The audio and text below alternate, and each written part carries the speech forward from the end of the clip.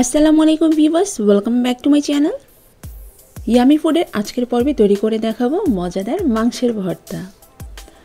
যারা এই রেসিপিটি খেয়েছেন তারা তো জানেন এর স্বাদটা কতখানি, আর যারা এখন ট্রাই করেনি আমি বলবো প্লিজ একবার হলেও ট্রাই করে দেখুন।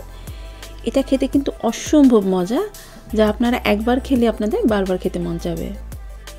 আর আমার রেসিপিগুলো সবসময় পেতে চাইলে যারা এখন আমার চ্যানেলটি সাবস্ক্রাইব করেননি প্লিজ আমার চ্যানেলটি সাবস্ক্রাইব করে নেবেন। তো চলুন দেখিনি কি করে আমি এই মাংসের ভর্তাটি তৈরি করেছি। ফার্স্টে একটি পাত্রের মধ্যে 500 গ্রাম পরিমাণ চিকেন ব্রেস্টের মাংস নিয়ে নিলাম এবং মাংসগুলোকে আমি এরকম ছোট কিউব করে কেটে নিয়েছি। আপনারা চাইলে এটা চিকেন ব্রেস্টের মাংসের পরিবর্তে চিকেন থাইয়ের মাংস দিয়েও করে নিতে পারেন। এখন এর মধ্যে দিচ্ছি হাফ চা চামচ হলুদের গুঁড়ো, হাফ চা চামচ মরিচের গুঁড়ো, হাফ চা চামচ ধনে গুঁড়ো, হাফ চা চামচ জিরার গুঁড়ো, হাফ চা চামচ কাশ্মীরি মরিচের গুঁড়ো যেটা কিনা একটু কালার আনবে, 1/4 টিস্পুন গরম মশলার গুঁড়ো, স্বাদ অনুযায়ী লবণ আর হাফ চা চামচ আদা রসুনের পেস্ট। মশলার সাথে এখন এই মাংসটাকে ভালো করে একটু মাখিয়ে নিচ্ছি। মাখিয়ে এটা জাস্ট 10-15 মিনিটের জন্য এক সাইডে রেখে দিব। ঠিক 15 মিনিট পর আমি এখন একটি ফ্রাই প্যানের মধ্যে 2 থেকে 3 টেবিল চামচ সরিষার তেল দিয়ে দিলাম। যেহেতু ভর্তা করব তাই আমি সরিষার তেলটা ইউজ করেছি, আপনারা চাইলে নর্মাল তেলও ইউজ করতে পারেন। এখন এই মাংসগুলো তেলের মধ্যে দিয়ে একটু ভেজে নিব। মাংসগুলো তেলের মধ্যে এভাবে করে একটু ভেজে নিলে সেটার টেস্টটা খুব ভালো হয়। এরপরে এর মধ্যে দিচ্ছি 4 টেবিল চামচ পানি। একটু নেড়ে চেড়ে এটাকে ঢেকে দিচ্ছি মাংসটা সিদ্ধ হওয়া পর্যন্ত। আর এরই মাঝে অবশ্যই একটু বারবার নেড়ে দিচ্ছি যেন নিচে লেগে না যায়।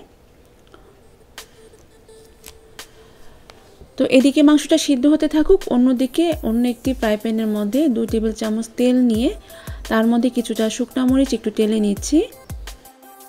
মরিচের কালারটা চেঞ্জ হয়ে আসলে এগুলোকে উঠিয়ে নিচ্ছি। এখন ওই একই তেলের মধ্যে আরও হাফ কাপ পরিমাণ পেঁয়াজ কুচি দিয়ে দিলাম। আপনারা যদি এই পর্যায়ে ভর্তার মধ্যে কাঁচা পেঁয়াজটা লাইক করেন তাহলে এই পেঁয়াজটা ভাজার দরকার নেই, আর যদি আমার মতো কাঁচা পেঁয়াজটা পছন্দ না করেন তো পেঁয়াজটাকে এভাবে করে একটু ভেজে নিতে পারেন। তো পেঁয়াজটা একটু 2 মিনিট ভেজে নিয়ে এখন এটাকে আমি অন্য একটি পাত্রের মধ্যে তুলে নিচ্ছি। অন্যদিকে মাংসটা সিদ্ধ হয়ে এর পানিটাও কিছুটা শুকিয়ে এসেছে।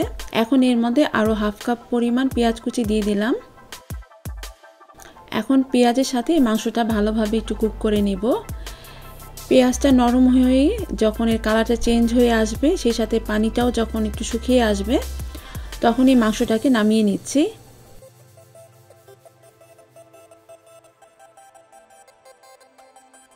মরিচের মধ্যে সামান্য একটু লবণ দিয়ে এর বুটুটাকে পেলে নিয়ে তারপর মরিচগুলোকে একটু হাত দিয়ে ডলে এটাকে গুঁড়ো করে নিলাম।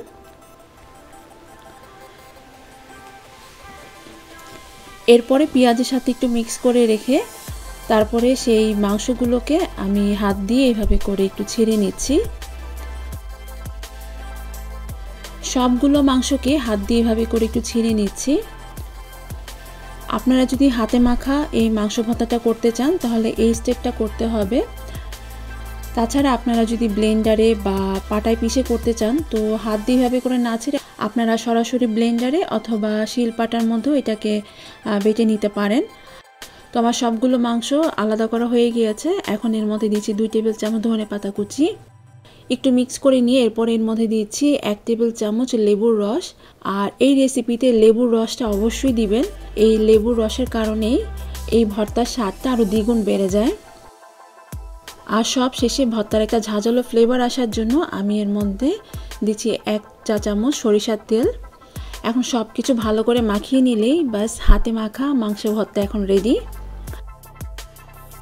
অর্ধেকটা ভর্তা আমি এরকমই রেখেছি, আর বাকি অর্ধেকটা ভর্তা আমি একটি গ্রাইন্ডারে নিয়ে এটাকে হালকা একটু পেস্ট করে নেব। আর এটা ব্লেন্ড করার সময় কোনো রকম পানি দেওয়ার প্রয়োজন নেই, তবে আপনারা যদি চাইলে এর মধ্যে সামান্য একটু তেল দিতে পারেন। পানি দিবেন না, পানি দিলে টেস্টটা ভিন্ন হয়ে যাবে। তো ব্লেন্ড করার পর এই দেখুন এরকম হয়েছে দেখতে। একেবারে নিফিস পেস্ট করা লাগবে না, জাস্ট হালকা যেন একটু ছোবা বা দানা টাইপের থাকে এরকম যেন হয়, তাহলে ভর্তার টেস্টটা খুব ভালো লাগে। আর এই ব্লেন্ড করার কারণে এই ভর্তার স্বাদটা একেবারেই ডিফারেন্ট হয়ে যায়, যেটা কিনা এই হাতে মাখা মাংসের ভর্তার স্বাদ আর এই ব্লেন্ডারে মাংস ভর্তার স্বাদ দুটো একেবারেই টেস্টটা ডিফারেন্ট হয়ে যায় শুধুমাত্র এই ব্লেন্ডার করার কারণে।